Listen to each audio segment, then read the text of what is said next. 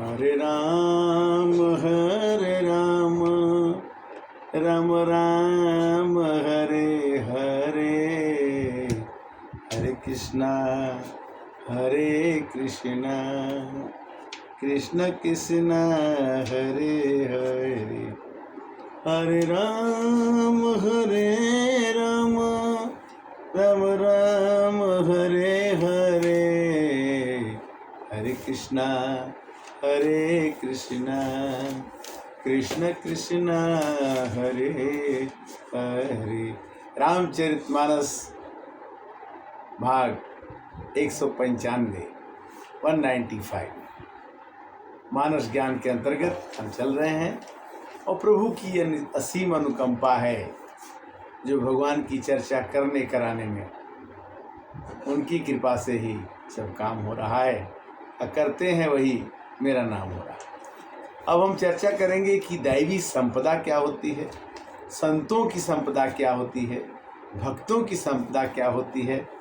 गीता के माध्यम से हमने पढ़ा था, कुछ उसका शेष भाग आज चर्चा करेंगे कि अभयम सत्य संसुद्धि ज्ञान योग विसस्थिति दानम दमश्च यज्ञश्च स्वधाय अस्तपयार्जवम् अहिंसा सत्यम अक्रोध त्याग शांतिम अपैशुनम दया भूतेषु आलुप्तुम मार्दवम हिरचालनम तेज क्षमा धृति शौचम अद्रोह नतिमानता भवन्ति संपदम देवी अभिजातस्य भारत। तो कुछ तो हमने चर्चा किया था। अगला चर्चा में हम ये देखते हैं कि दैवी गुण में मनुष्य के अंदर में पवित्रता होनी चाहिए। पवित्रता क्या है कि जब तक हमारा मन निर्मल नहीं होगा तब तक हम भगवान को प्राप्त नहीं कर सकते और किसी को भी मदद नहीं कर सकते।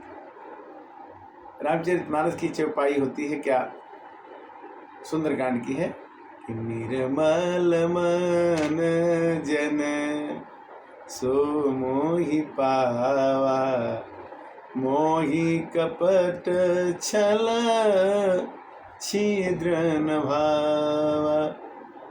जिसका मन निर्मल होगा, जिसका मन पवित्र होगा, वही मनुष्य भगवान को भी प्राप्त कर सकता है और मनुष्य को भी प्यार कर सकता है और जीवन में सफलता भी प्राप्त कर सकता है। तो पवित्रता भी दैवी संपदा के अंतर्गत आती है।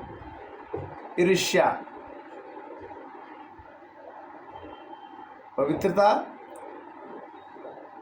ईर्ष्या नहीं करना, ईर्ष्या नहीं होनी चाहिए। अगर दैवी संपदा है तो सम्मान की अभिलाषा न हो। सम्मान मतलब ये कोई काम हो तो अपने को नहीं कहे कि मैंने कर दिया, दूसरे को उसका श्रेय दे दे। तो अपने को पूजनीय भाव, सम्मान की भाव न हो। जैसे दैवी संपदा वृक्ष जो है, वृक्ष कबही नहीं फल भखे नदी न संचे नीर परमारथ के कारण संतन धराशरी। पेड़ वृक्ष जो होते हैं, आम का वृक्ष बाहर खड़ा रहता है, धूप सहता है और तरह तरह की परेशानी, जाड़ा गर्मी बरसात, फिर भी आम का वृक्ष फलने के बाद फल देता है और दुनिया उसे खाती है। संसार में एक साथ पैदा होने वाले संत भी पैदा होते हैं और असंत भी पैदा होते हैं। कहते हैं कि एक झोली में फूल खिले हैं, एक झोली में कांटे, अरे कोई कारण होगा, तेरे बस में कुछ भी नहीं है तो बांटने वाला बांटे, अरे कोई कारण होगा। एक ही माँ बाप के दो संतान हो जाए तो एक साधु बन सकता है और एक चोर बन सकता है। उसी तरह से एक ही माँ बाप के संतान के पास, किसी के पास दैवी संपदा होती है और किसी के पास आसुरी संपदा होती है। भिक्षु के पास डंक में अगर विष है तो विष भिक्षु के लिए संपदा है, क्योंकि विष भिक्षु जो है उससे किसी को कष्ट दे सकता है। कष्ट देना, कहते हैं कि जब तक संपदा जो है आसुरी भी होती है और संपदा जो है दैवी भी होती है। भगवान राम जी बैठे थे, भरत जी ने एक प्रश्न किया कि आप बताइए कि संत और संत में क्या अंतर है। उन्होंने प्रश्न किया कि संत संत भेद बिल गाई, कहूँ प्रणत पाल रघुराई। बोले कि भैया हमें एक चीज़ बताइए कि संत में और संत में क्या अंतर है। तो भगवान ने कहा कि संत क्या करता है कि उसमें करुणा होती है, उसमें लोभ विहीनता होती है, उसमें संकल्प होता है, उसमें लज्जा होती है, और उसमें क्षमा होता है, उसमें धैर्य होता है, उसमें पवित्रता होती है, उसमें सम्मान की भाषा अभिलाषा नहीं होती। तो सब मिला करके भगवान ने कहा एक उदाहरण दे करके कि संतन के, संत क्या होता है कि काट ही परसु मलय सुन भाई, और निज गुण देत सुगंध बसाई।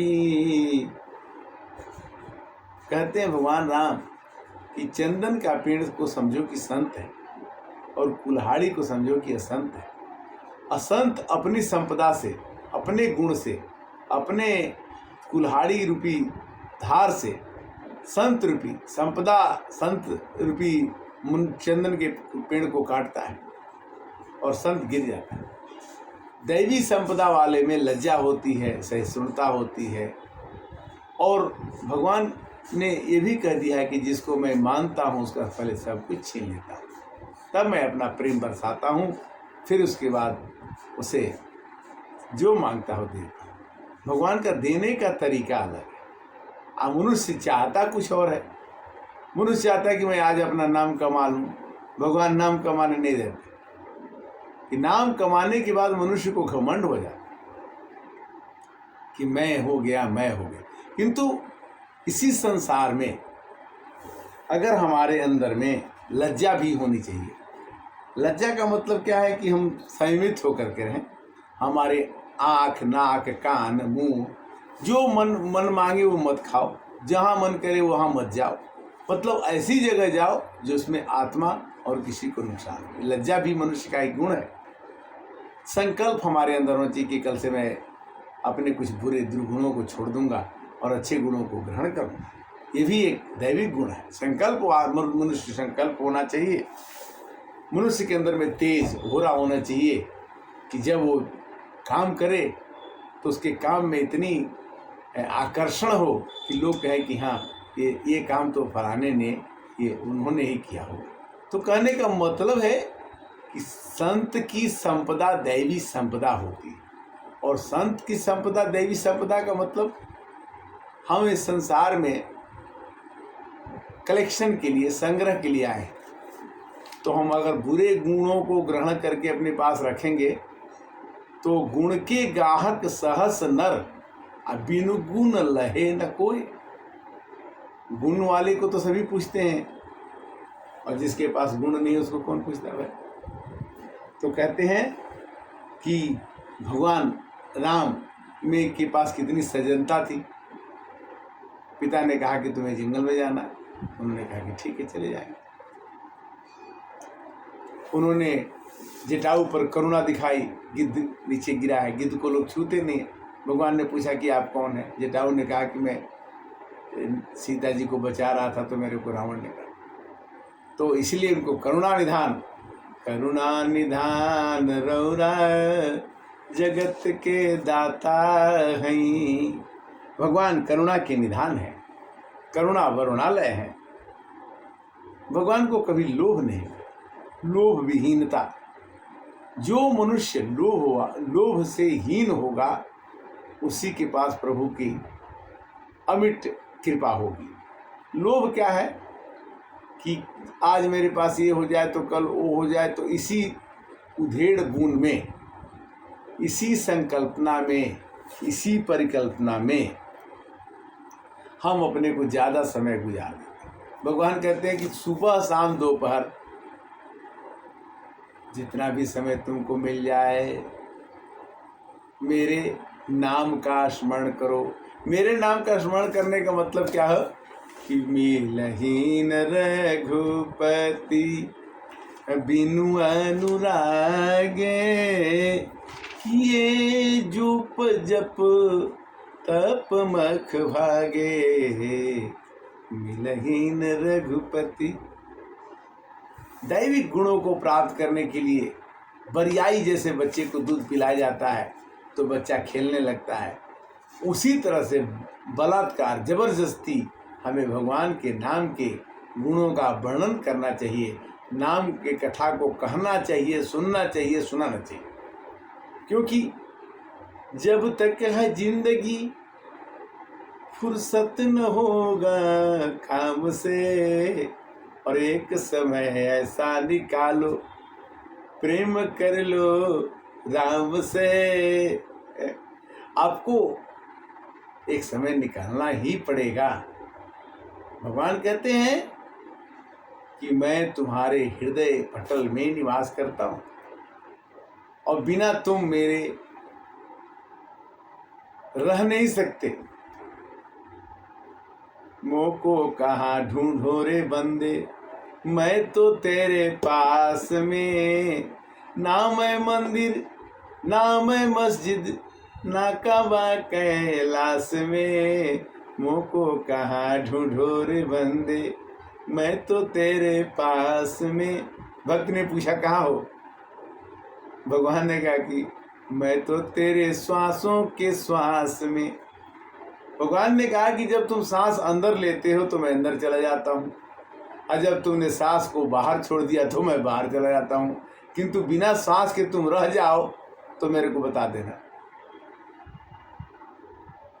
आप बिना सांस के एक एक क्षण भी नहीं रह सकते हैं। और भगवान ने कहा कि एक क्षण भी मनुष्य बिना कुछ कर्म किए नहीं रह सकता है। कर्म योग करेगा, कर्म योग, भक्ति योग, ज्ञान योग, योग के द्वारा, योग माने जुड़ना, कर्मों का योग, कर्मों को जोड़ना है, कर्मों को करना है, और कर्म करने के बाद अपने को कर्ता नहीं मान करके ही काम करना है। जब ज्ञान हो जाता है तो आदमी को अपने को कर्म न मान करके, कर्ता न मान करके वो भगवान को अहमियत देने लगता है, और धीरे धीरे ज्ञान से उसको भक्ति मिलती है, और भक्ति से भगवान खुश हो जाते हैं, और भगवान भक्त को अपने पास ही रखते हैं। निर्वाण पद नहीं देते, मुक्ति नहीं देते। मुक्ति पा लेने के बाद मनुष्य का भक्त बनना और भगवान से संबंध होना कठिन हो जाता है। इसलिए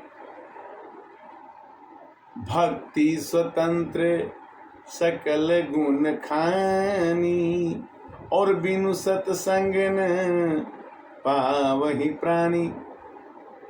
हमारे अंदर सद्गुणों का विकास हो, दैवी संपदा का विकास हो, हमारे अच्छे संस्कार हों, हमारे अच्छे विचार हों। संत के रूप में कोई पैदा नहीं होता, संत ही बनते। असंत कोई पैदा नहीं होता है, असंत भी यही बनते। जब बलि ने यज्ञ करके सब कुछ कर लिया तो शुक्राचार्य जी महाराज ने कहा कि एक यज्ञ और कर लो तो सभी देवता तुम्हारे बस में हो जाए। तो जब उनको पता लगा कि एक यज्ञ करने से पूरे देवता 101 यज्ञ कर देने से हो जाएंगे तो कर रहे थे। तब तक भगवान को पता लग गया कि निश्चर के अंडर में, निश्चर के मातहत, निश्चर के अधीन सब देवता होने जा रहे हैं। तो भगवान ने उस समय 52 अवतार लेकर के राजा बलि का हरण कर लिया, छल कर दिया, और छल करके इस परिकल्पना को, इस दुस्साहस को रोक दिया। तो भगवान दैवी संपदा वालों की रक्षा करते हैं और भगवान आसुरी संपदा वालों का विनाश करते हैं। कैसे? यदा यदा ही धर्मस्य ग्लानिर्भवति भारत, जब जब धर्म की हानि होती है और अधर्म बढ़ता है तो भगवान अवतार लेते हैं। मानस कैसे कहती है कि जब जब हो ही धर्म के हानि और बाढ़ी असुर अधम भी मानी। जब जब धर्म घटता है, अधर्म बढ़ता है तो भगवान को आना पड़ता है। भय प्रकट कृपाला दीन दयाला कौशल्या हितकारी अद्भुत महतारी मुनि मन हारी अद्भुत रूप लोचन अभिरामा तनु घन श्यामा।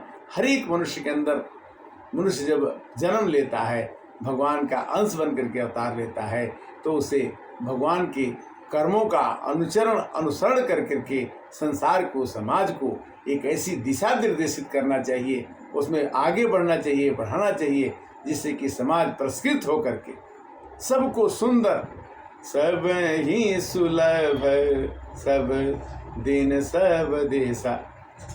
कथा का विश्राम समय और अगले एपिसोड में 196 में पुनः मुलाकात होगी। तब तक के लिए हरे राम राम राम सीताराम राम राम सीताराम राम राम राजा राम राम राम हरे राम राम राम सीताराम राम राम।